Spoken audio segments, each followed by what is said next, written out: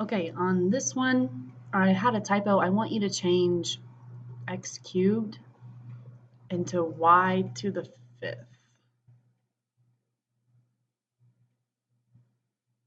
And now we're ready to solve. So I need to look for perfect squares that are in 50 and y to the fifth. So those perfect squares would be 25 times 2, because 25 times 2 is 50. And then to get perfect squares of y to the fifth, you're going to have y squared and y squared. That's 4y's. So we need to take it times one more. Do the same thing with 32. There's a perfect square in 32, and it's 16. So we have 16 times 2 times y squared again, times y squared times y. That makes up 5y's and 32. Then we have plus 3y squared, can't simplify that, and can't find a perfect square in 2 or in y. So now let's simplify this further. Thinking about what the square root of just 25 would be, the square root of 25 is 5, so it doesn't have a square root on it. The square root of 2, can't simplify. The square root of y squared would just be y. Again, the square root of y squared would be another y. And then we have the square root of y, which doesn't simplify either. Coming over here, the square root of 16 would be 4. Then we got the square root of 2, which can't simplify. Square root of y squared is y. Square root of y squared is y. And the square root of y is just square root of y. Over here, 3y squared is outside our radical, and 2y underneath our radical. There is no perfect square in that. So now I'm ready to simplify this. I'm going to multiply everything that doesn't have a radical. So 5 times y would be 5y squared. Multiply everything that does have a radical. So 2 times y is underneath my radical. Over here I have 4 times y, so I get 4y squared. In my radical I'm going to have 2 times y for 2y. And lastly, 3y squared is outside my radical, and 2y is underneath my square root. Now remember, I'm trying to find like radicals, and I have them because my radicand is 2y in each of these, and my index is 2. So I'm just going to add coefficients. So the coefficients of this is 5y squared minus 4y squared and plus 3y squared. Those are the coefficients, and then my radical term is the square root of 2y. So when I add those all together, I can actually combine them because they are like terms. 5y squared minus 4y would be 1y squared plus 3y squared. I get 4y squared, and then obviously underneath my radical I have 2y. This is my simplified form. Down here I'm looking to do the same thing, but now I'm taking the cube root. So I'm looking for perfect cubes underneath my radical. So I'm going to take the cube root. There's a perfect cube in 54, and it's 27. So 27 times 2 gives me 54. And a perfect cube of y to the fifth would be y cubed and y squared. Now I'm looking for perfect cubes over here. I have 4 outside, but then underneath my cube root, I have 2y squared. And there are no perfect cubes in that, so I'm keeping it as 2y squared. Let's simplify. The cube root of 27 would just be 3. The cube root of 2 cannot be simplified. The cube root of y to the third power, remember the third power and the cube root cancel, so we just get a y. The cube root of y squared cannot be simplified either. I have the cube root y squared.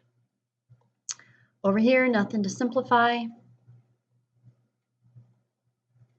Now I'm ready to combine everything outside of my radical. So 3 times y gives me 3y. And underneath my cube root, I'm going to multiply the 2 times the y squared, so I get 2y squared. Plus 4 cube roots of 2y squared. These are, again, like radicals. Index is 3 on each of them, and the radicand is 2y squared. So I'm ready to combine my coefficients. The coefficient on the first term is 3y. The coefficient on the second term is positive 4. And then my like radical was the cube root of 2y squared. Now, these aren't like terms, 3y plus 4, so I can't add those any further. This is my simplified form.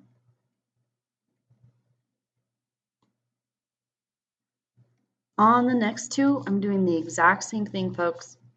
I'm looking for perfect cubes.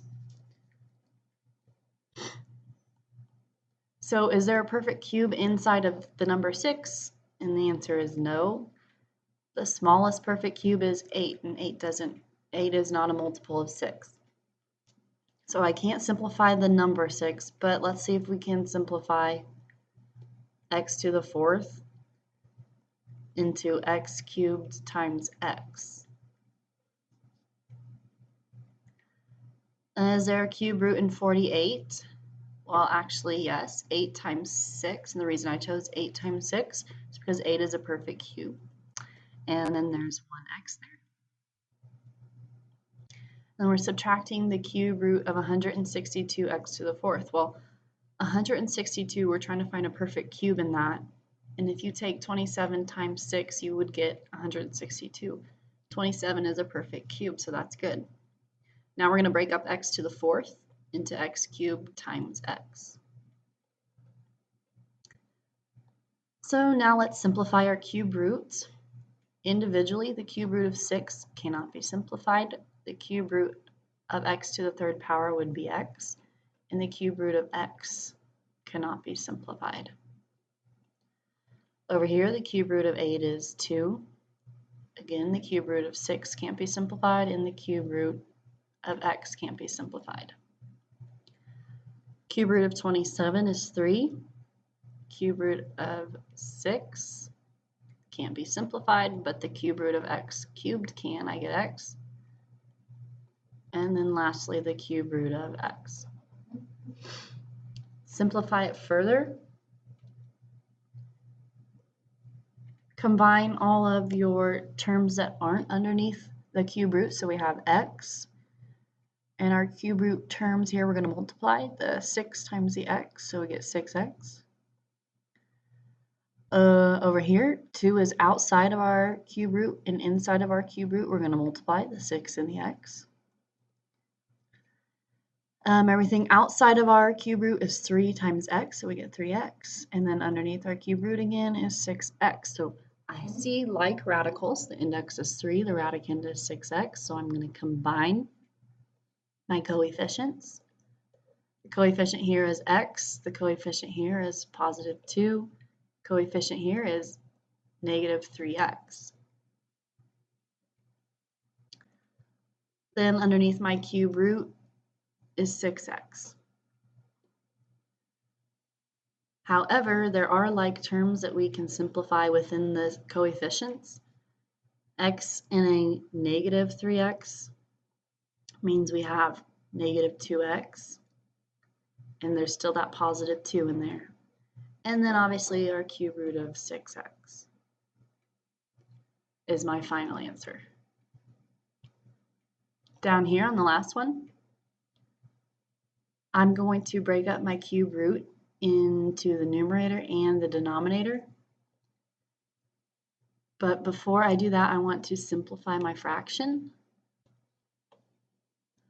So let's simplify the 6 and the 16. If I divide them both by 2, then this would be a 3x, and this would be an 8. So I have 3x over 8 and the cube root of that. And what I want to do is break this up. So cube root, just the numerator, and then cube root, the denominator, okay, like we learned in the previous section, and then add it with 2 cube roots of 3x. Okay, so with this, I'm going to simplify. Remember, I'm looking for perfect cubes. Well, there's no perfect cube in 3 or in x, so we still have the cube root of 3x in the numerator. But the cube root of 8 is just 2. Over here, I have 2 cube roots of 3x. So I do notice that I have like radicals. The index would be 3, and then underneath the radical, the radicand, is 3x. So I can combine their coefficients, but I know this coefficient is 2. What's the coefficient over here? Well, if you think about it, it's like there's a 1 in the numerator, right? That coefficient, and a 2 in the denominator. So that's 1/2 the cube roots of 3x. And this is 2 cube roots of 3x. So my coefficients that I'm adding are 1/2 and 2. And my like radicals are the cube root of 3x. Well, 1/2 plus 2, well, if these are both fractions, we need common denominators. So a common denominator would be 2, between 2 and 1. So I have to multiply this fraction by 2, and I get 4/2. And now I can add the numerator, and I get 5/2. So 5/2 cube root of 3x is my final answer. Yes, you could have also written 2.5 cube roots of 3x. I think WebAssign would have taken that.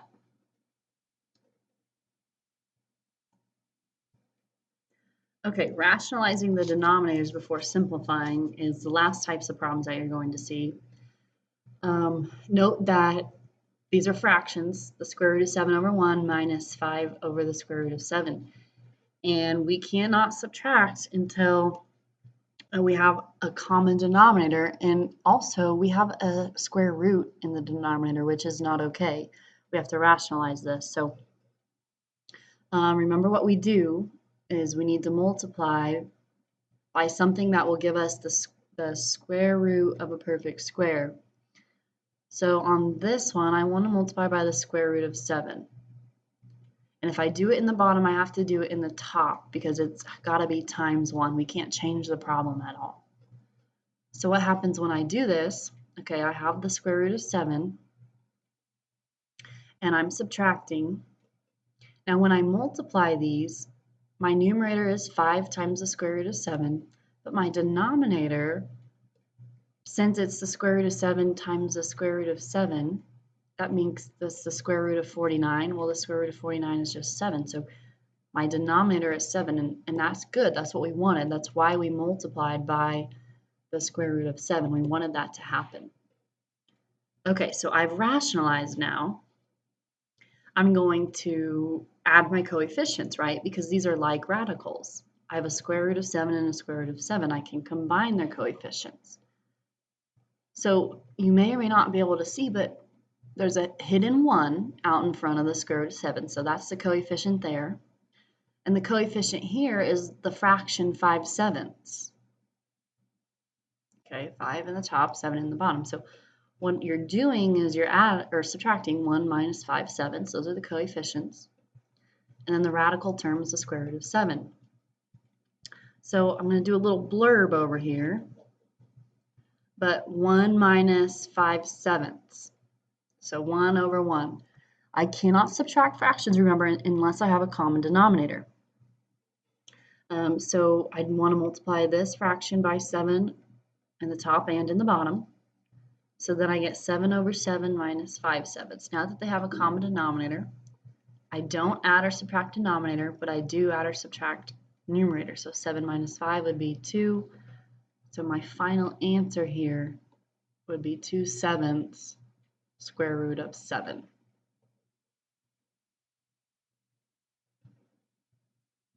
And on the last one, we need to rationalize this denominator. So what would we need to multiply by? Remember, we're wanting no more square root in the denominator. So if I multiply by itself, the square root of 3y, in the bottom and in the top, that's going to cancel it.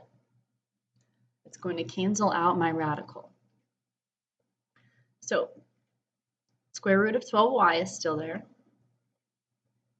And we're subtracting, what would this turn into? Well, in my numerator, I have y times the square root of 3y. My denominator, remember, these are going to cancel because what it'll end up being is the square root of 9y squared. Well, the square root of 9 is 3, and the square root of y squared is y. So in my denominator, I just have the 3y.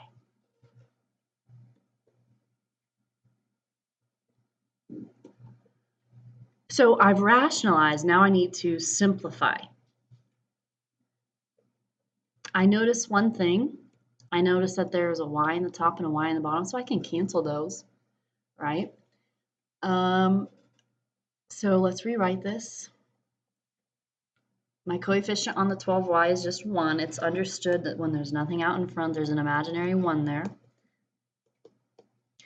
And then I'm subtracting the square root of 3y over 3 now, since my y is canceled. Well, what's my coefficient over here? Because the coefficient of my first, let me back up. The coefficient of my first is 1, and the coefficient here would be what? Well, notice there's a fraction, 1/3. But can I combine these yet? Are they like radicals?